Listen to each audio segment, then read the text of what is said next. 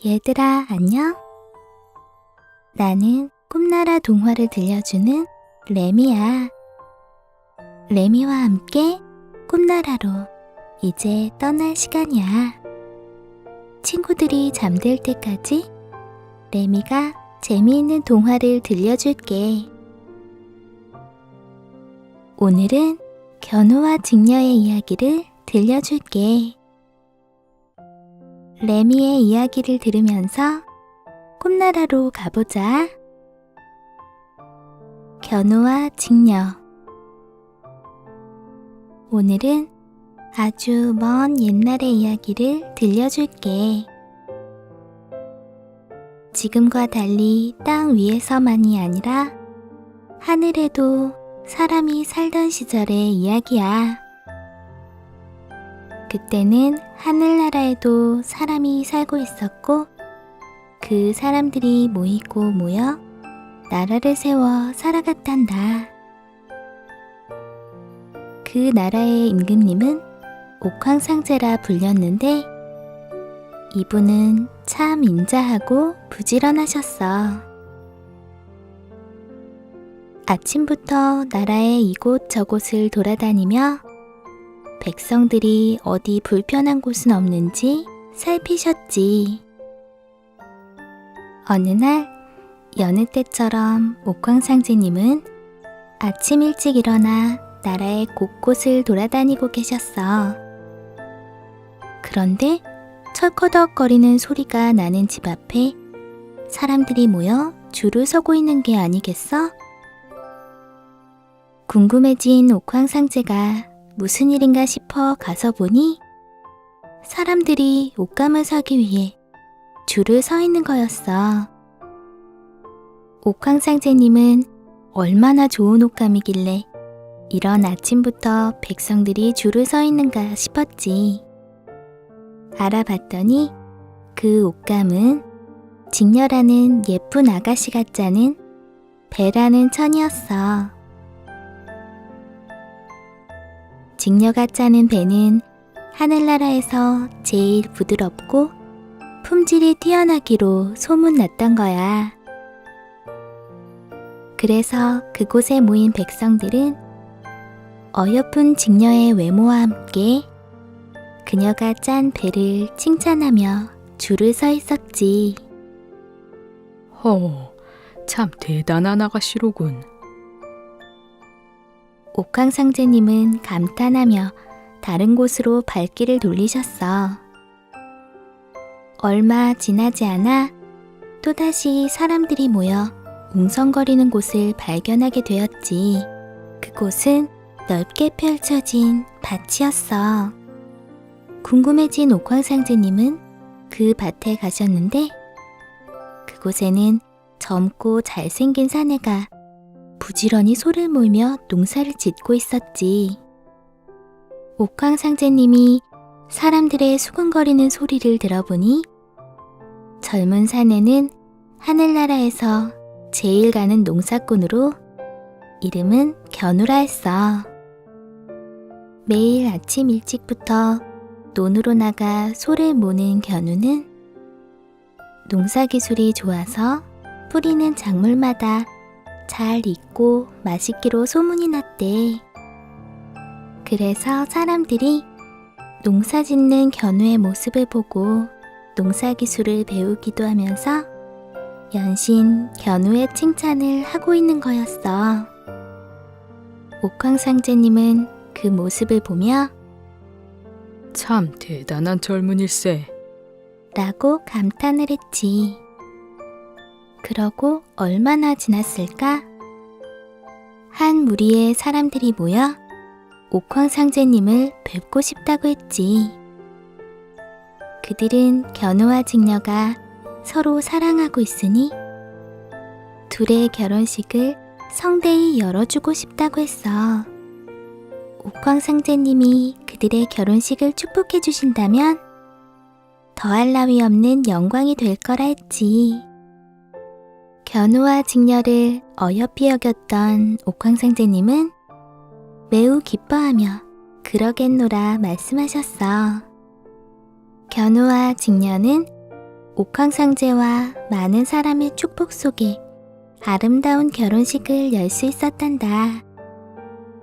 그런데 이게 어찌 된 일일까? 견우와 직녀는 결혼하고 난 후 완전히 다른 사람이 된 것처럼 변해버렸어.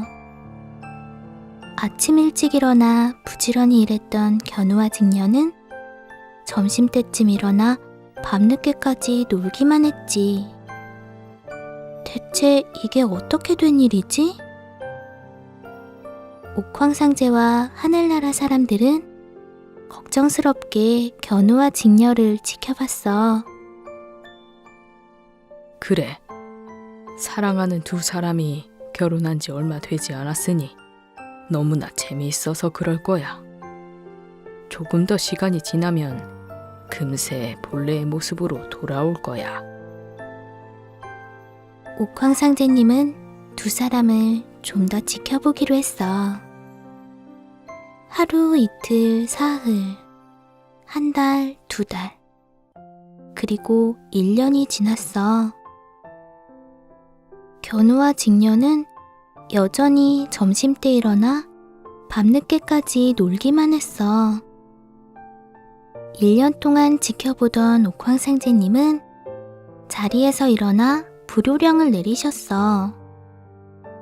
한 번만 더 할 일을 게을리하면 벌을 내리겠다. 깜짝 놀란 견우와 직녀는 서둘러 일을 하기 시작했지. 철탁철탁. 직녀는 아주 빠르게 배를 짰어. 이랴이랴. 견우도 아주 빠르게 논을 갈았지.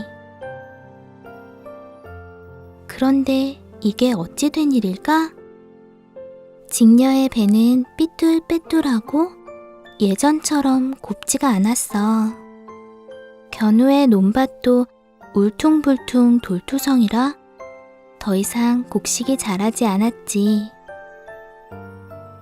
두 사람은 옥황상제님의 눈을 피해 일하는 척만 하고 얼른 놀고 싶은 마음뿐이었지. 두 사람의 마음은 설렁설렁 대충대충 일하는 모습으로 다 드러났단다. 이런 견우와 직녀를 며칠 동안 지켜본 옥황상제님은 엄청나게 화가 나 호통을 치셨어. 자기가 할 일을 소홀히 하지 말라 했거늘 더 이상 두고 볼 수 없구나. 옥황상제님은 견우와 직녀에게 큰 벌을 내리기로 했단다. 견우는 은하수 동쪽으로, 직녀는 은하수 서쪽으로 가서 멀리 떨어져 살라고 말씀하셨지. 깜짝 놀란 견우와 직녀는 더 이상 꾀부리지 않겠다며 용서를 빌었어. 하지만 그들의 모습을 지켜보았던 옥황상제님은 용서하지 않았어. 내가 1년을 지켜보고 너희에게 기회를 주었거늘 너희는 꾀만 부려 나를 속였다.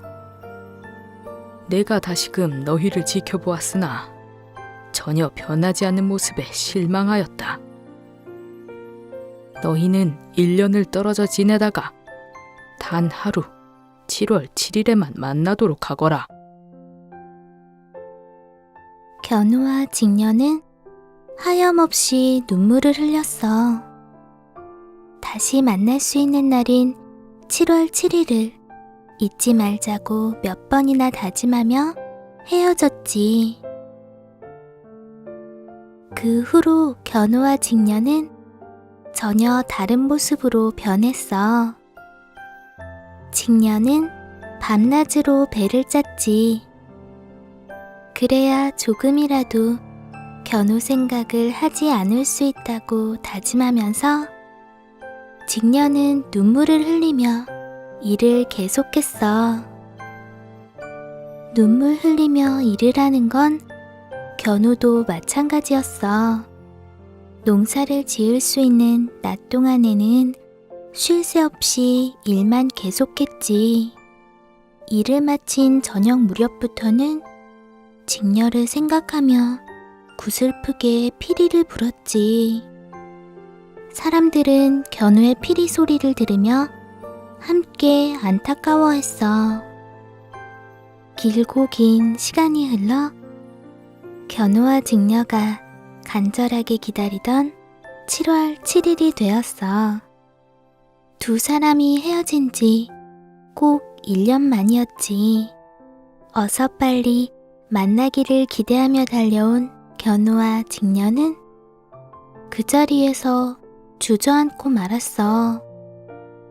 두 사람 사이를 은하수라는 커다란 강이 가로막고 있었던 거야. 그곳에는 넓은 은하수를 건널 수 있는 배도 다리도 없었어. 두 사람은 어찌할 줄 모르고 주저앉아 눈물만 뚝뚝 흘렸어. 견우와 직녀가 얼마나 애타게 부르며 목 놓아 울었는지 은하수강이 두 사람의 눈물로 넘쳐 흐르게 되었단다.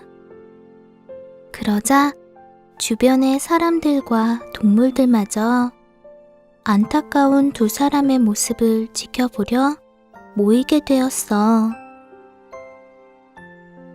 어떻게 두 사람이 만나도록 다리를 놓아줄 수는 없을까? 걱정하던 사람들이 궁리를 해보았지만 하루 만에 그 넓은 은하수를 건널 만한 다리를 만들 수가 없었어. 이를 어찌하나? 애를 조리던 사람들의 머리 위로 갑자기 새까만 그림자가 지기 시작했어. 깜짝 놀란 사람들이 이를 자세히 보니 그 검은 그림자의 정체는 바로 까마귀와 까치떼였어. 견우와 직녀의 사정을 안타까워하던 까마귀와 까치떼가 자신들이 뭉쳐 은하수를 건널 수 있는 다리가 되기로 한 거야. 사람들은 환호성을 질렀어. 까마귀와 까치떼가 만든 다리를 오작교라 부르며 오작교를 건너는 두 사람을 응원했지. 견우와 직녀도 눈물을 닦고 서둘러 오작교를 건너기 시작했어. 은하수 한가운데 까마귀와 까치 위에서 두 사람은 힘차게 끌어안았어. 그리고 지난 1년간 있었던 일들을 이야기하며 서로에 대한 그리움을 달랬지. 얼마나 오래 이야기를 했을까? 어느새 두 사람이 돌아가야 할 시간이 되었어. 견우와 직녀는 헤어지기 아쉬워 또다시 눈물을 흘리기 시작했어. 두 사람의 헤어짐을 안타까워하는 까마귀와 까치들, 그리고 이를 지켜보는 다른 사람들마저 눈물을 흘렸지. 그래서일까? 지금까지도 매해 7월 7일이 되면 하늘에서 비가 온다고 해. 이 비는 저 멀리 하늘나라 은하수 위 오작교에서 견우와 직녀가 흘리는 눈물이라고 전해지지. 이번 7월 7일에도 견우와 직녀가 흘리는 눈물이 모여 비가 올까? 아니면 두 사람이 옥황상제님께 용서받아서 비 대신 맑은 햇살이 떠 있을까? 어떤 날씨가 기다리고 있을지 정말 기대된다.